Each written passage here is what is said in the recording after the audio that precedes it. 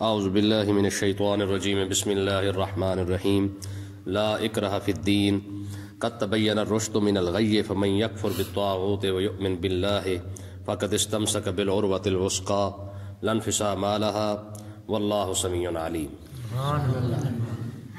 یہ بڑا مشہور لفظ ہے لا اکرہ فی الدین، کہ دین میں سختی نہیں ہے۔ یہ ہر بندہ تقریباً پڑھتا بھی ہے اور سنتا بھی ہے، لیکن ذرا اس کو سمجھنے کی ضرورت ہے کہ لا اکراہ فی الدین، دین میں جو کوئی زبردستی نہیں ہے، اس کا کیا مطلب ہے؟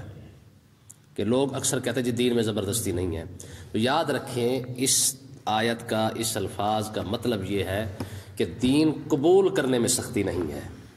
آپ کسی کو زبردستی کلمہ نہیں پڑھا سکتے، کسی کو بلیک میل کر کے کلمہ نہیں پڑھا سکتے، کسی کو بھی کسی بھی لحاظ سے جو ہے وہ اس کو مضبوط کر کے اس کو پکڑ کے جناب اپنے دین میں داخل نہیں کر سکتے۔ ہاں یہ ہے، دیکھیں اس کی ایک موٹی سی مثال دیکھیں کہ جب کوئی شخص کسی کے ملک میں جاتا ہے، اب کسی کے ملک میں جانے پر پابندی تو نہیں ہے، لیکن اگر وہ شخص اگر کسی کے ملک میں چلا گیا ہے تو پھر اس کے احکامات کو ماننا اس پر لازم ہو جاتا ہے، اس کے قانون کو ماننا لازم ہو جاتا ہے۔ تو سیم یہی بات ہے کہ جب کوئی شخص کلمہ نہیں پڑھتا اس پر زبردستی نہیں ہے، لیکن اگر کسی شخص نے کلمہ پڑھ لیا ہے تو اب اسلام کے احکامات اس پر نافذ ہو جائیں گے۔ اب یہ نہیں ہو سکتا کہ جناب کلمہ پڑھنے کے بعد وہ کہے جب میری مرضی ہے میں جیسے مرضی کروں، نہیں، جب تک لا الہ الا اللہ محمد رسول اللہ نہیں پڑھا کوئی سختی نہیں ہے، کوئی آپ کو مجبور نہیں کر سکتا۔ دنیا کا کوئی بھی شخص کسی بھی لحاظ سے، طاقت کے لحاظ سے بلیک میل کر کے آپ کو کلمہ نہیں پڑھا سکتا، لیکن اگر کلمہ پڑھ لیا ہے تو اب جتنے احکامات ہیں اسلام کے وہ اس پر نافذ ہو جائیں گے۔ چوری کرے گا تو سزا ملے گی، زنا کرے گا سزا ملے گی، شراب پیے گا سزا ملے گی، ٹھیک ہے جی، جتنے بھی احکامات ہیں۔ اب رہا مسئلہ کہ اسلام میں سختی ہے کہ نہیں ہے، تو یاد رکھیں قرآن مجید کی یہ آیت ہے وَكَتَبْنَا عَلَيْهِمْ فِيهَا أَنَّ النَّفْسَ بِالنَّفْسِ وَالْعَيْنَ بِالْعَيْنِ وَالْأَنْفَ بِالْأَنْفِ وَالْأُذُنَ بِالْأُذُنِ وَالسِّنَّ بِالسِّنِّ وَالْجُرُوحَ قِصَاص۔ ٹھیک ہے، ہم نے فرض کر دیا ہے کیا؟ دانت کے بدلے میں دانت، ہاتھ کے بدلے میں ہاتھ، یہ سارا کچھ جو اللہ تبارک و تعالیٰ نے بیان کر دیا، حتیٰ کہ وَالْجُرُوحَ قِصَاص کا مطلب یہ ہے اگر کسی شخص نے کسی کو زخم بھی دیا نا تو اتنا زخم اس کو دیا ضرور جائے گا۔ جبلہ یہ بہت بڑا روم کا سپہ سالار تھا، اس نے 10,000 بندہ لے کر کلمہ پڑھ لیا، اور فاروق اعظم رضی اللہ تعالیٰ عنہ خود مکے سے باہر نکل کے اس کا استقبال کیا۔ حج کے موقع پر یہ آیا تھا، جب اس نے 10,000 بندے سمیت اس نے کلمہ پڑھا اور فاروق اعظم نے مکہ سے باہر جا کے اس کا استقبال کیا، تو ہوا یہ کہ جب یہ طواف کر رہا تھا تو طواف کرتے کرتے اس کا چادر پر ایک غریب بندے کا جو ہے وہ پاؤں آ گیا، تو اس نے پیچھے سے جو ہے وہ دیکھ کر اس دیکھا کہ ایک غریب سا ماڑا سا بندہ ہے، اس کو جناب مکہ مار کے اس کا ناک توڑ دیا۔ تجھے پتہ کوئی نہیں کہ تو اتنے بڑے چودھری کی چادر پہ تو نے پاؤں رکھ دیا ہے۔ جب یہ بات ہوئی تو وہ ظاہر فاروق اعظم بھی وہیں پہ موجود تھے اور جناب عمر کا دور تھا، وہ غریب روتا روتا جو حضرت عمر کے پاس آ گیا۔ آپ نے فرمایا تیرے ساتھ یہ زیادتی کس نے کی ہے؟ اس نے کہا حضور وہی ہے جس کا کل آپ نے نکل کے استقبال کیا تھا۔ مطلب کہا جی جبلہ نے میرا ناک توڑ دیا ہے۔ آپ نے فرمایا بلاؤ بھائی اس کو۔ جب بلایا گیا آپ نے فرمایا ہاں بھائی یہ تو نے کیا ہے؟ اس نے کہا جی ہاں جی میں نے کیا ہے۔ آپ نے فرمایا تو نے غریب کا ناک توڑا کیوں ہے؟ اس نے کہا جی میرے چادر پہ اس نے پاؤں رکھ دیا تھا۔ آپ نے فرمایا اس کا مطلب یہ تھوڑی تھا کہ تو اس کا ناک ہی توڑ دے، ٹھیک ہے جی۔ اس نے کہا جی اب میرے لیے حکم کیا ہے؟ آپ نے فرمایا دو باتیں ہیں، یا تو اس سے معافی مانگ لے، یہ تجھے معاف کر دے، یا پھر تیرا ناک ایسے ہی توڑا جائے گا جیسے تو نے اس کا توڑا ہے۔ سبحان اللہ۔ اس نے کہا جی میں بہت بڑا چودھری ہوں۔ آپ نے فرمایا چودھری اپنے گھر ہوگا، یہ اسلام ہے۔ یہ کیا ہے؟ یہ اسلام ہے۔ یہاں پہ چودراہٹ نہیں چلتی ہے، یہاں پہ ایک ہی صف میں کھڑے ہو گئے محمود و ایاز، ہے جی۔ یہاں پہ یہ نہیں چلتا کہ جناب تو بہت بڑا چودھری ہے، یہاں پہ بلال بھی اور یہاں پہ جو مرضی آپ صدیق اکبر بھی ہو سب کو برابر کھڑا کرنا پڑتا ہے۔ بات سمجھے ہی کہ نہیں؟ یہاں پہ کوئی ان اکرمکم عند اللہ اتقاکم، اسلام کے اندر اگر کوئی بڑا ہے تو صرف اور صرف وہی ہے جو تقوی اختیار کرتا جائے گا وہ بڑا بنتا جائے گا۔ اس کے لحاظ سے، اس لیے اس کے علاوہ کسی بھی لحاظ سے کوئی بھی شخص کسی سے آگے پیچھے نہیں ہے۔ سمجھ آئی کہ نہیں آئی؟ اس نے کہا جی پھر مجھے سوچنے کا موقع دے، رات سوچنے کا موقع دے دے، میں رات سوچ لیتا ہوں معافی مانگنی ہے یا ناک توڑوانا ہے۔ آپ نے فرمایا ٹھیک ہے سوچ لے۔ جب آدھی رات ہوئی مسلمان سارے سو گئے، 10,000 بندہ لے کے نکل گیا، بھاگ گیا۔ تو کہنے کا مقصد کیا ہے کہ اسلام کے اندر کسی بھی لحاظ سے کسی بندے کو کوئی رعایت نہیں ہے، ٹھیک ہے؟ تو یہ ہے لا اکراہ فی الدین کا معنی کہ اگر کوئی شخص زبردستی کسی کو کلمہ پڑھا رہا ہے تو وہ تو جائز نہیں ہے، لیکن اس کا مطلب یہ نہیں کہ کلمہ پڑھنے کے بعد میرا جسم میری مرضی اور میری عادتیں میری مرضی، میری طبیعت میری مرضی، یہ نہیں ہو سکتا۔ اللہ تبارک و تعالیٰ نے ارشاد فرمایا لا اکراہ فی الدین، دین میں کوئی زبردستی نہیں ہے، قد تبین الرشد من الغی، فرمایا کہ اب بے شک خوب جدا ہو گئی ہے رشد نیک راہ من الغی گمراہی سے۔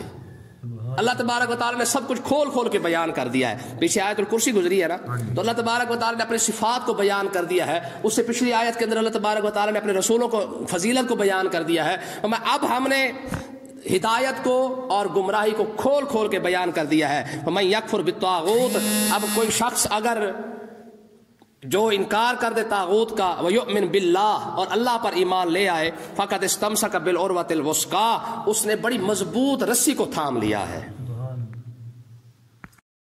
اس نے کیا کیا؟ بڑی مضبوط رسی اس نے تھام لی۔ قد تبین الرشد من الغی، جس نے ہدایت کو، اب ہدایت بھی واضح ہو گئی ہے، گمراہی واضح ہو گئی ہے، پتہ چل گیا یار اللہ تبارک و تعالیٰ کی ذات کیا ہے، اس کی صفات کیا ہے، اسلام کیا ہے۔ جب سب کچھ کھول کے بیان ہو گیا، اب جو شخص کفر کو چھوڑ دے اور اللہ پر ایمان لے آئے تو سمجھ لے کہ اس نے اپنی مضبوط رسی کو تھاما ہے۔ اب یہ کیسی مثال ہے؟ فرمایا لن فسام لہا، میں جس سہارے نے کبھی کھلنا نہیں ہے، جس رسی نے کبھی کٹنا نہیں ہے۔ بندہ اوپر چڑھ رہا ہو اور رسی کے ساتھ چڑھ رہا ہو تو جتنی رسی زیادہ مضبوط ہوگی اتنا زیادہ دل جو ہے وہ اس کا مضبوط ہوتا ہے کہ یار اس رسی نے ٹوٹنا نہیں ہے، یہ رسی ٹوٹے گی نہیں اور مجھے راستے میں چھوڑے گی نہیں، میں پھسلوں گا نہیں۔ فرمایا اسلام واحد یہ رسی ہے، جو بندہ اس کو تھام لے گا یہ کبھی نہ یہ راستے میں ٹوٹے گی نہ یہ کسی کو چھوڑے گی، جب تک بندہ جنت کے اندر نہیں پہنچ جاتا۔ ٹھیک ہے نا جی، یہ واحد رسی ہے جو جس کا سرا ایک سرا دنیا کے اندر ہے اور دوسرا سرا جنت کے ساتھ لگا ہوا ہے۔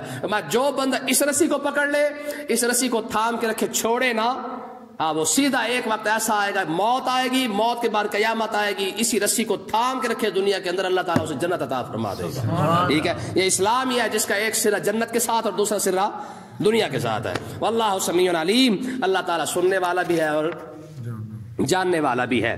اللہ ولی الذین آمنوا، اب کتنے یہ پیارے الفاظ ہیں۔ فرمایا دیکھو، اللہ دوست ہے الذین آمنوا، ان لوگوں کا جو ایمان لائے ہیں۔ ولی کا معنی کیا ہوتا ہے؟ دوست۔ ولی کا معنی کیا ہوتا ہے؟ مددگار۔ ٹھیک ہے، یہ سارے ولی کا معنی مددگار بھی ہے، ولی کا معنی دوست بھی ہے، ولی کا معنی ساتھی بھی ہے۔ اب سارے معنی کر کے دیکھ لے، اس کا مطلب کیا ہے؟ فرمایا اللہ ولی الذین آمنوا، فرمایا جو ایمان لے آئے اس کا مددگار رب بھی ہے، اس کا ساتھی رب ہے، اس کا دوست رب ہے۔ انما ولیکم اللہ ورسولہ والذین آمنوا الذین یقیمون الصلاۃ ویؤتون الزکاۃ وہم راکعون۔ ٹھیک ہے نا جی، یہ تو قرآن مجید کی آیت ہے۔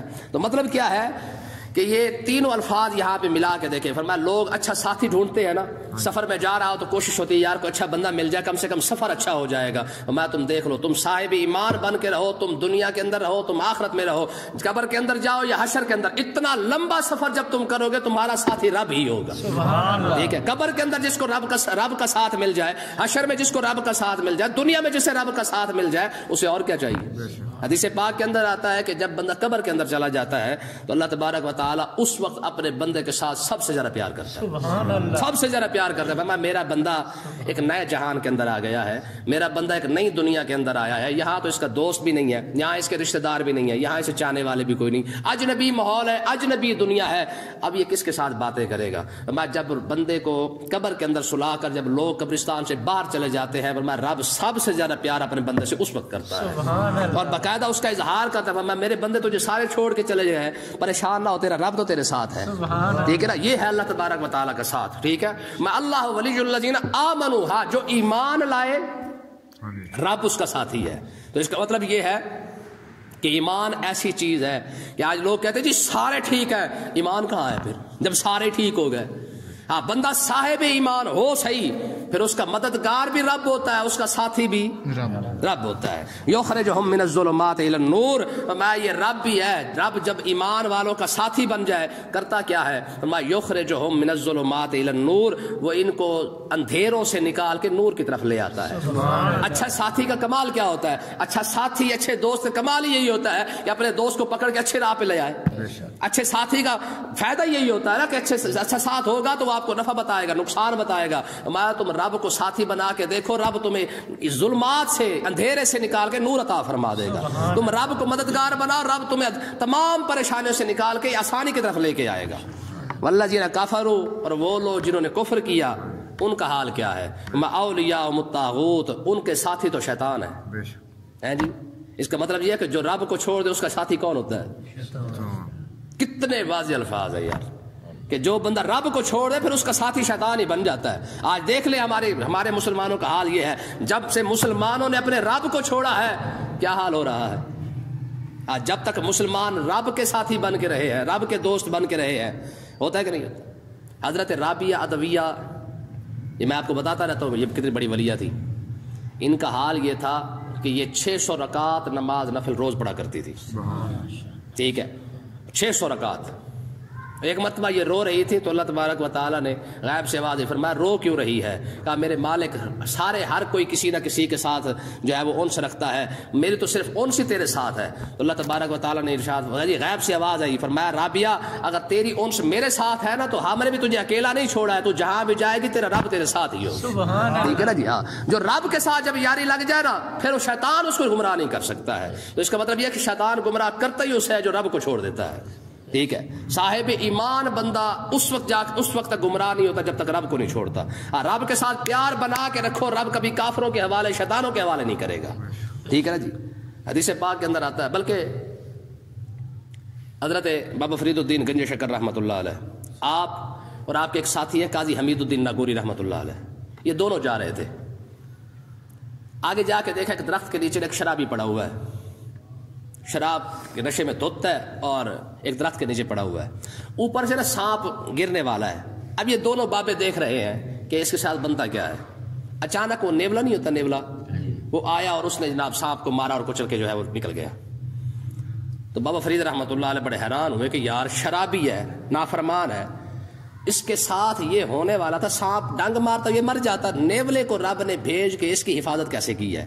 تو وہی سے غیب سے آواز آئی، فرمایا فرید میں صرف تیرا رب تو نہیں، میں اس کا بھی تو رب ہوں نا، سبحان اللہ، اس کا بھی تو میں ہی رب ہوں نا، ٹھیک ہے۔ تو اللہ تبارک و تعالیٰ نے ارشاد فرمایا والذین کفروا اولیاءہم الطاغوت، فرمایا جو لوگ کفر کو پسند کرتے ہیں، کیا کرتے ہیں؟ پسند کرتے، جنہوں نے کفر کیا، اولیاءہم الطاغوت، ان کے جو ساتھی ہیں وہ کون ہے؟ شیطان۔ دیکھیں اسی بات کو سمجھ لیں کہ جو لوگ کفر کو پسند کر لیں یا کفر کر لیں ان کا ساتھی شیطان بن جائے۔ آج امت مسلمہ کے ساتھی کہاں کھڑے ہوئے ہیں؟ یہ امت مسلمہ کہاں کھڑی ہے؟ جب انہوں نے رب کو چھوڑا تو شیطان ہی ساتھی بننا تھا، اور کس نے بننا تھا؟ یخرجہم من النور الی الظلمات، تو اللہ تبارک و تعالیٰ نے ارشاد فرمایا وہ شیطان کرتے کیا ہے؟ رب تو تمہیں اندھیرے سے نور کی طرف لاتا ہے نا، فرمایا جن لوگوں کو تم نے اپنا آئیڈیل اور رول ماڈل بنایا ہے ان کا حال یہ ہے یخرجہم من النور الی الظلمات، اور شیطان تمہیں نور سے کفر کی طرف لے جاتے ہیں، نور سے اندھیرے کی طرف لے جاتے ہیں۔ رب اندھیرے سے نور کی طرف لاتا ہے اور شیطان نور سے اندھیرے کی طرف لے کے جاتا ہے۔ اولئک اصحاب النار، میں یہی لوگ جہنمی ہے جو نور کو چھوڑ کر اندھیرے کی طرف جائے۔ دین نور ہے کہ نہیں ہے؟ ان الدین لنور یستدعى اللہ بہ، اس طرح کر کے حدیث پاک ملتی ہے۔ میں دین جو ہے نا وہ نور ہے جس سے اللہ تعالیٰ لوگوں کو روشن کرتا ہے، لوگوں کے دلوں کو روشن کرتا ہے۔ تو اب دین نور ہے، جو اس کو چھوڑ کے جائے وہ کہاں جا رہا ہے؟ اندھیرے کی طرف، ٹھیک ہے۔ تو اللہ تبارک و تعالیٰ نے ارشاد فرمایا اولئک اصحاب النار، فرمایا جو دین کو چھوڑ کر، جو نور کو چھوڑ کے اندھیرے کی طرف جاتا ہے یہی لوگ جہنمی ہیں، ہم فیہا خالدون، اور صرف جہنمی نہیں ہے، جنہوں نے دین کو چھوڑا ہے وہ ہمیشہ ہمیشہ